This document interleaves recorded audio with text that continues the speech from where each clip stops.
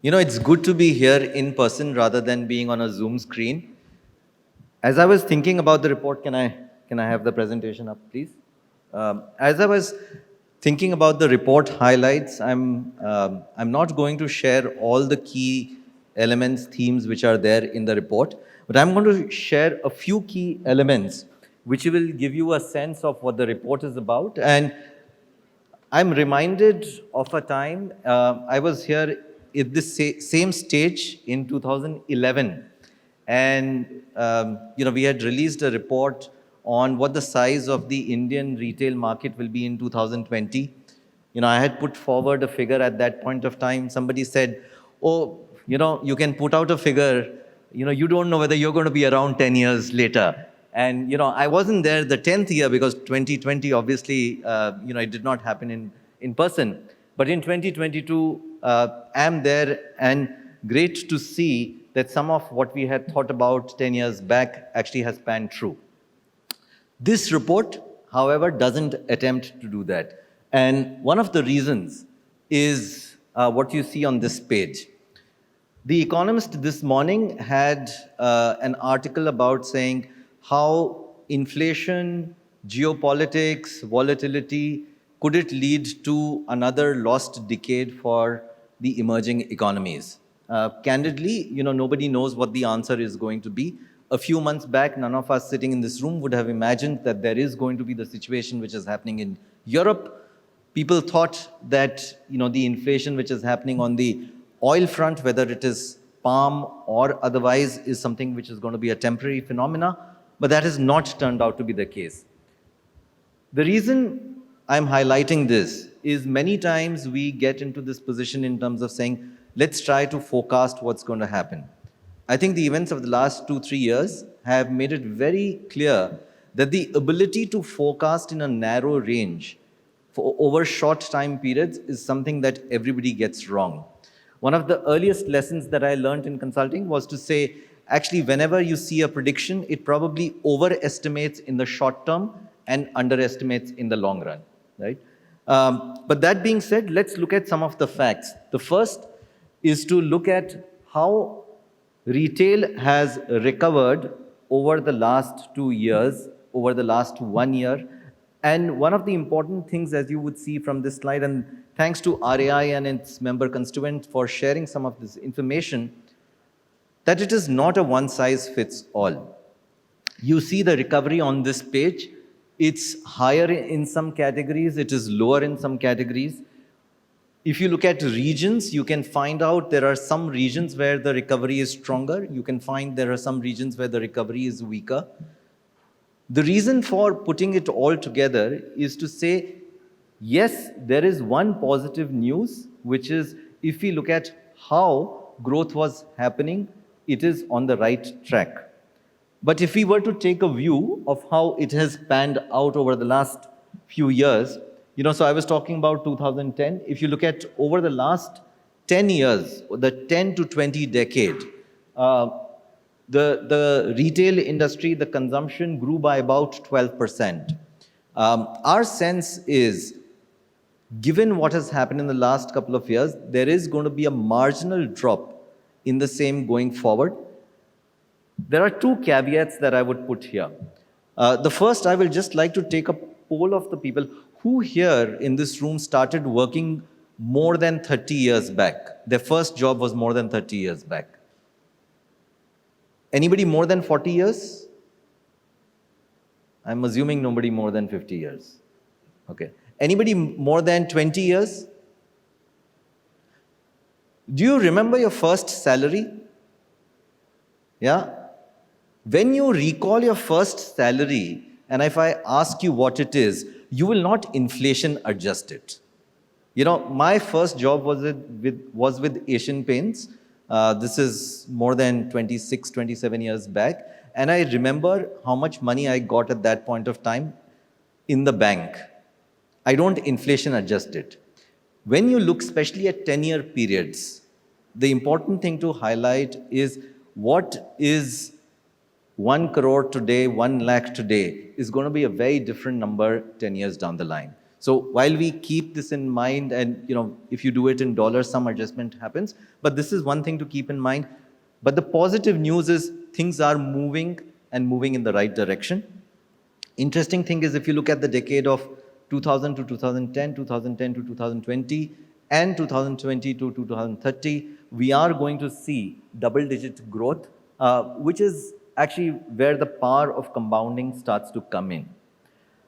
The rest of the presentation and actually the report talks about some of the themes and so on. I'm going to take literally a minute on what themes are there where the degree of confidence in terms of what's going to happen is high. So this is a place where I'm not going to spend time.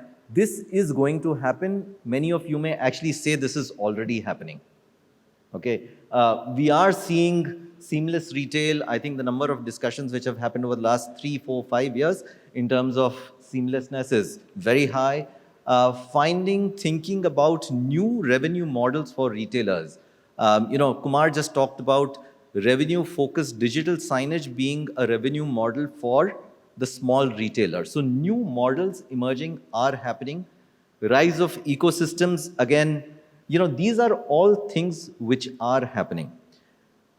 I think the interesting thing is on the next 2 pages, and which we talk about in the report.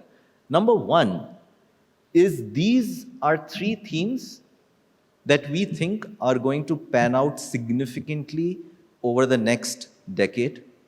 Exactly how they are going to pan out is not clear. Okay? The first is just on sustainability. For those who may think that sustainability is actually something which is for the Western, European, or the more developed world, I would cause us to take pause. Investors, regulators, consumers, employees, all of them are going to have an impact on this. My personal view is actually the action is probably going to be more driven by investors and regulators, employees, and then consumers in India in that order.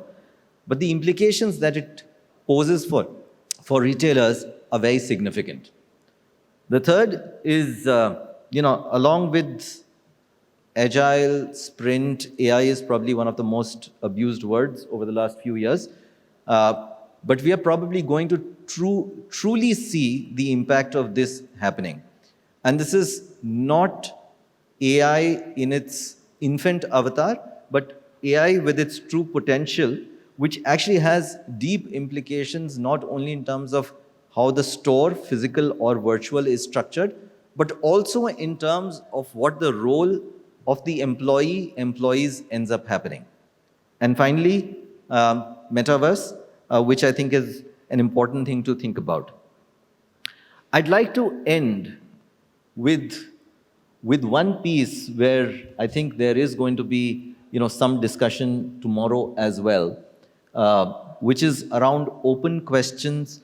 What can happen if retail was to go down the banking way? I'm sure everybody in this room has heard about UPI.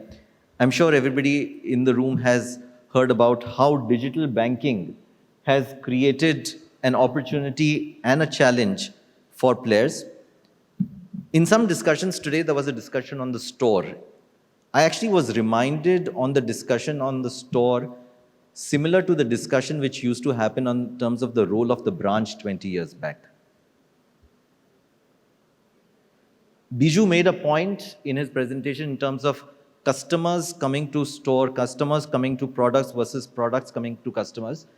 Actually, the one thing I would really put as a cautionary tale for everybody here in this room as retailers is pretty soon, if we think that technology is going to be so embedded in every business and retail will also become partly a technology business, if we have ONDC coming in play, if we have ecosystems coming in play, if we have banks getting into retailing, which, where there are some signals around, then actually just to define who's a retailer and who's not starts becoming difficult. And in this situation, one of the questions which I would pose is, where does retailing start? Where does retailing end? how should retailers think about the business that they are in? Are they in the store business? Are they in the financial services business? Are they actually in the information business? So I think UPI is a cautionary tale where actually the consumer has benefit, the customer has benefit, the implications it has in terms of credit, in terms of fintechs, in terms of power of the bank, that entire ecosystem is changing. Some of the themes which are panning out in retail actually have the opportunity or the challenge to do that for retail itself. That's why we think about the next decade as truly a transformative thing, not in terms of the things that I talked about earlier, but what really will retail end up being? That's an open question rather than a definitive answer. I'd like to invite on stage Biju and Kumar to release the report, and happy to take any questions during the course of the day or later, and invite you to give us our thoughts and suggestions. Finally, Kumar would also like to just thank RAI, as always, to taking the lead, and truly a pleasure to be here in person.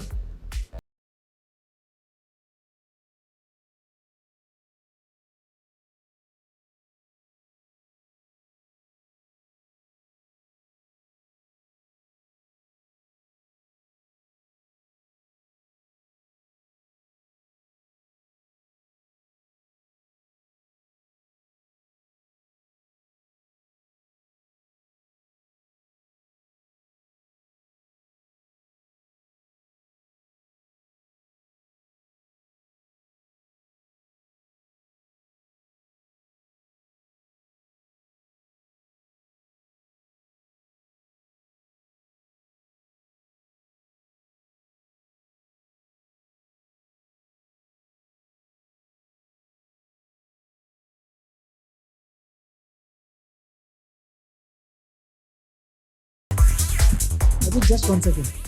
I do have to convey my thanks to Abheek and his entire team at BCG.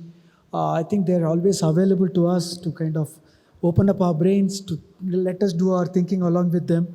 And more importantly, Abheek as a person has been one of our National Council members and has been adding value to Retailers Association of India. So thank you, Abheek, and I hope all of you take great. Thank you.